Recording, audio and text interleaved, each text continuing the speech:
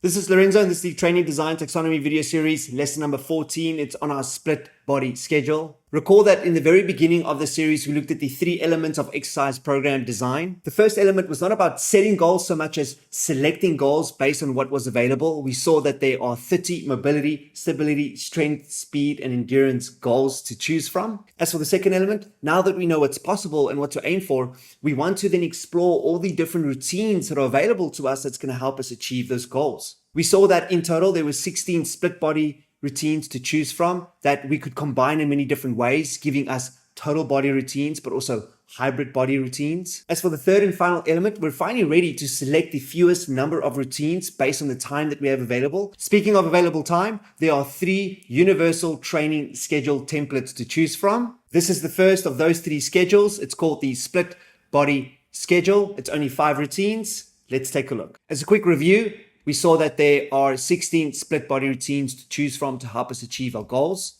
10 split body routines in the gymnastics category. We've got the balance, shift, raise, bridge, lean, row, pull, push, dip, press tracks. In the weightlifting category, we've got 3 split body routines, the squat, lift, and press complexes. And for our last 3 routines in the metabolic conditioning domain, we've got our cycle, run, and row complexes. Now, before we start selecting which routine should go into our weekly schedule, it's important that we remember that every routine, whether it's a metabolic conditioning complex or a weightlifting complex or gymnastics track, every routine takes roughly 30 minutes to complete. Why? Because each routine consists of 5 exercises, 2 mobility, 2 stability, and at least 1 strength, speed, or endurance exercise. So if we wanted to do all 16 of these routines in a week, it will take us 8 hours to do. Now, whether you're a beginner, intermediate, or advanced, we highly recommend that you start with the fewest number of routines necessary based on the time that you have available to dedicate to this program. We therefore recommend that when you select your routines, that you select them based on the following criteria. Number 1,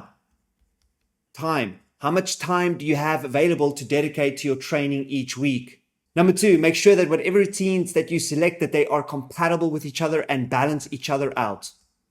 Remember, we have lower body, core, and upper body routines to select from. As for our third and final criteria, it's important that we select routines that not only offer balance between different body dimensions and muscle groups, but also to strive for balance across different modalities, where we learn to control our own body weight in the same position, gymnastics, where we learn to control our own body weight moving forward through space, metabolic conditioning, and finally to control not only our own body weight, but also external weight or weightlifting. In other words, we want to make sure that we select routines that offer complete integration across different modalities. We therefore recommend, whether you're a beginner, intermediate, or advanced, because these routines are new to everybody, that you select only 5 routines to get started with. This means that you are going to, at minimum, dedicate at least 2.5 hours to your training each week. Next, we want to make sure that out of those 5 routines, 2 of them are lower body routines or hip routines. 1 is at least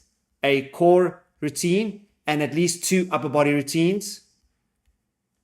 1 pulling routine plus 1 pressing routine. Now, because learning to control our own bodies is foundational to all exercise, we want to make sure that our gymnastics routines serve as the foundation of our program. So we're going to select at least 4 routines out of the possible 5, which are gymnastics routines. As for our 5th and final routine, if we had to choose between a weightlifting routine and a metabolic conditioning routine, we want to have at least 1 locomotive-based modality in our program. So that is going to be at least 1 routine going to metabolic conditioning. So for our first routine, it's going to have to be the balance track as perhaps the single most important routine focused on hip development in the sagittal plane. Now, if we could only pick 1 out of 3 core routines, it's going to have to be the raise track, core development in the anterior chain, so check. As for our third routine and our first upper body routine, if I could pick between only the row and the pull-up, for most beginners, I recommend you start with the row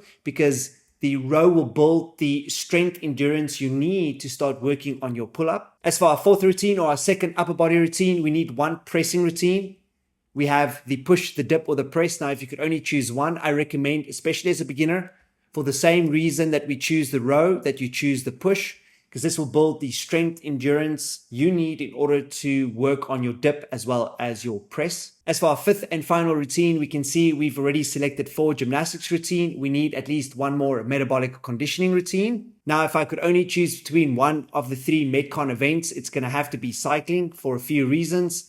Number 1, it's easily accessible for most people everywhere. Number 2, it's low weight bearing. So if you have an injury, it's great for as rehab. And number 3, you can focus on both your speed and endurance events, whether you're a beginner, intermediate, or advanced. Finally, I highly recommend that you pick at least 3 reserve routines, maybe 1 from each modality. Your reserve routines has 2 applications. Number 1, sometimes you want to substitute one routine for another. And secondly, let's say you've completed all 5 routines, but you really feel like doing an extra routine. It's always good to have a reserve routine to fall back on. Okay, so now that we have our 5 routines making up our split body schedule, our balance track, race track, road track, push track, and the cycle complex, we're finally ready to schedule our routines in order of priority, Monday through to Sunday. So let's get started. Starting with our 4 gymnastics split body routines, we recommend that on the Monday, you do your balance track, which is a lower body routine. On Tuesday, you're going to do the road track, an upper body pulling routine. On Thursday, we recommend the race track, the anterior chain core routine. On Friday, we recommend your push track and upper body pressing routine. And for Saturday, as an optional routine or one of your reserve routines, the bridge track, also a posterior chain core routine. And on Sunday, you are off.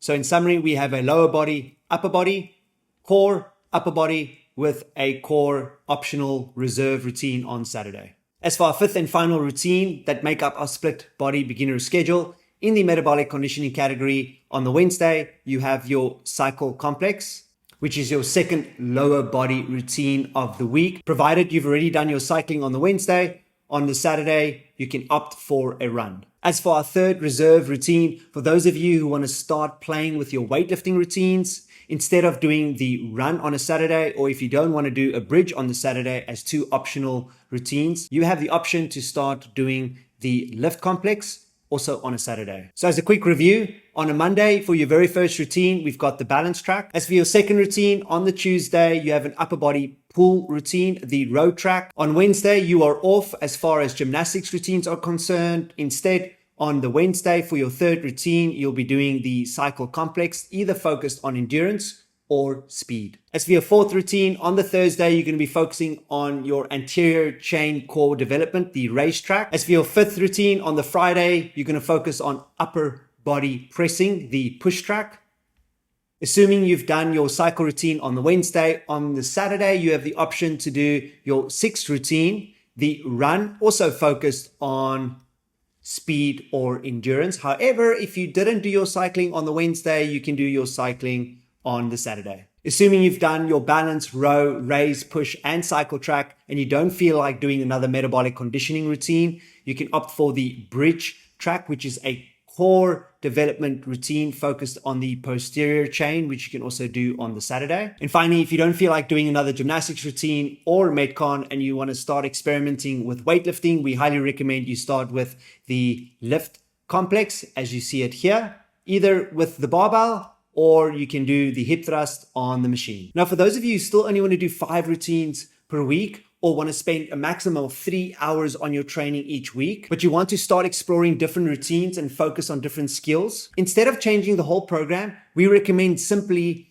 substituting different exercises of the same body dimension every other week. For example, in week 1, you do the balance track, and the following week, you can do the shift track, the side-to-side squat. Instead of doing the row track in week 1, in week 2, you can do the pull track. Week 1, you do the race track, and the following week, you can do the bridge track. Instead of doing the push track again in week 1, in week 2, you can do the dip track focused on your dips. Instead of the bridge track, you can do the lean track, another core development routine focused on the lateral chain, which you can do on the Saturday as your 6th optional reserve routine. As for your 3rd routine, on the Wednesday, week 1, you can do cycling, and then the following week, you can opt for a run. Instead of doing a gymnastics bonus routine on the Saturday, you can opt for the row on the Saturday as your 6th routine, assuming you've already done your cycling routine. Alternatively, and finally, let's say on week 1, you decided to do the lean track. You could then, in the following week, decide to start experimenting with your weightlifting work by focusing on the lift complex on the Saturday. So in summary, week 1, you can do the balance track on a Monday, row track on a Tuesday, race track on a Thursday, push track on a Friday, cycling on the Wednesday. The following week, you can do the shift track instead of the balance track. You can do the pull track instead of the row track. You continue to do the cycle track on Wednesday. You do the bridge track instead of the race track on the Thursday. You do the dip track instead of the push track on the Friday.